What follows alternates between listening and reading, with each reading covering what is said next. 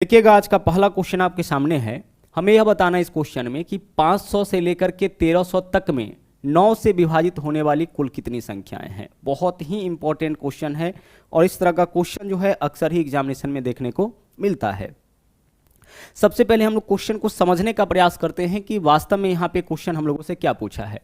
तो क्वेश्चन यहाँ पे यह है कि 500 से लेकर के 1300 तक में, यानी इस रेंज तक में हमें बताना है कि 9 से कटने वाली, विभाजित का मतलब क्या होता है, कटने वाला, तो 9 से कटने वाला कुल कितना संख्या है।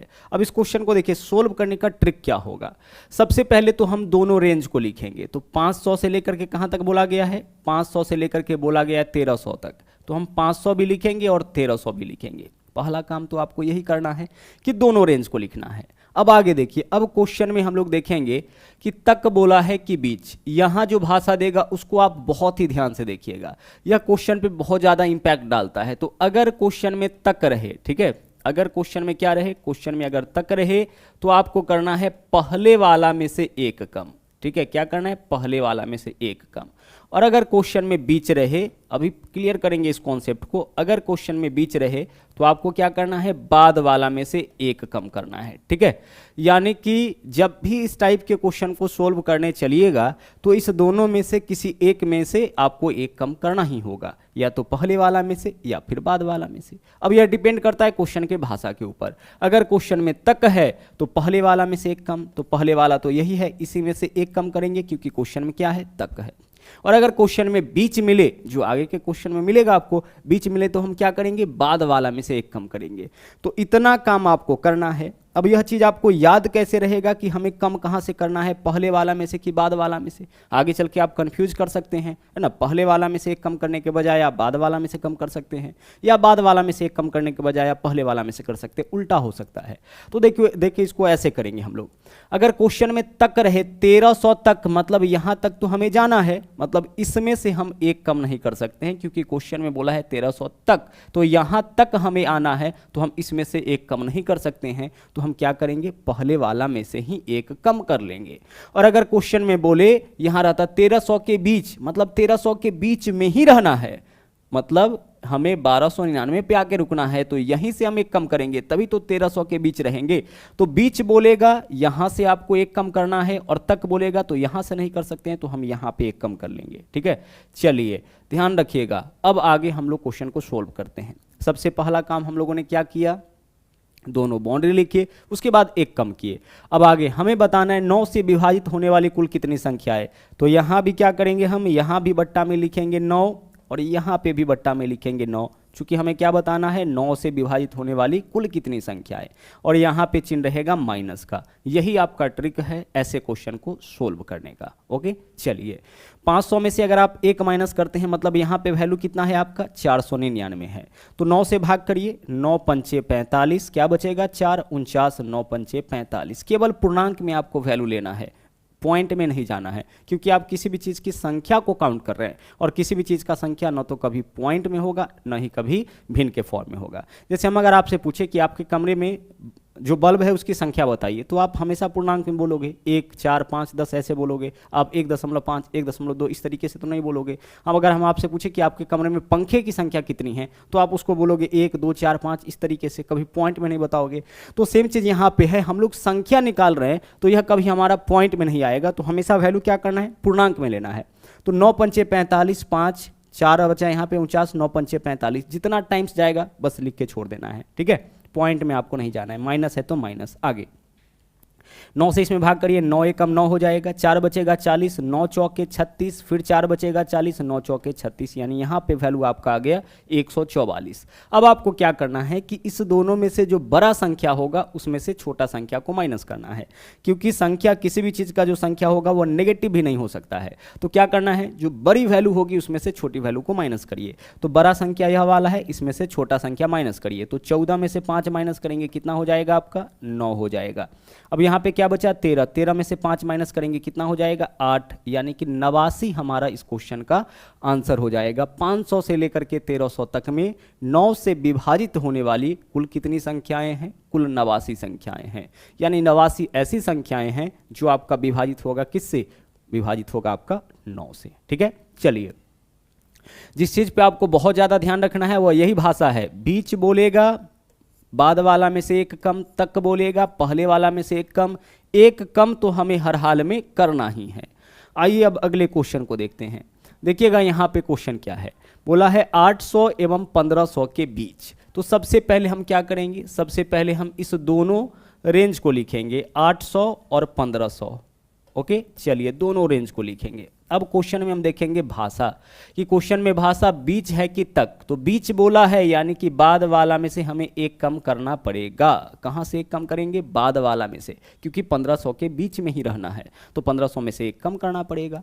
आगे देखिए हमें क्या बताना है, 16 से विभाजित होने वाली कुल कितनी संख्या है। तो यहाँ भी बट्टा में क्या लिखेंगे, 16 लिखेंगे, यहाँ भी बट्टा में क्या लिखेंगे, 16 लिखेंगे, और फाइनली दोनों का हम निकालेंगे अंतर, आंसर हमारा आ जाएगा। ओके, चलिए 16 से भाग करिए, 16 पंचे 80, यह तो वैल्यू 50 हो जाएगा, 16 पंचे 80, जीरो है तो जीरो आ गया, माइनस 1500 में से अगर एक माइनस करते हैं तो यहाँ पे वैल्यू आपका कितना बचेगा, 1499 बचेगा।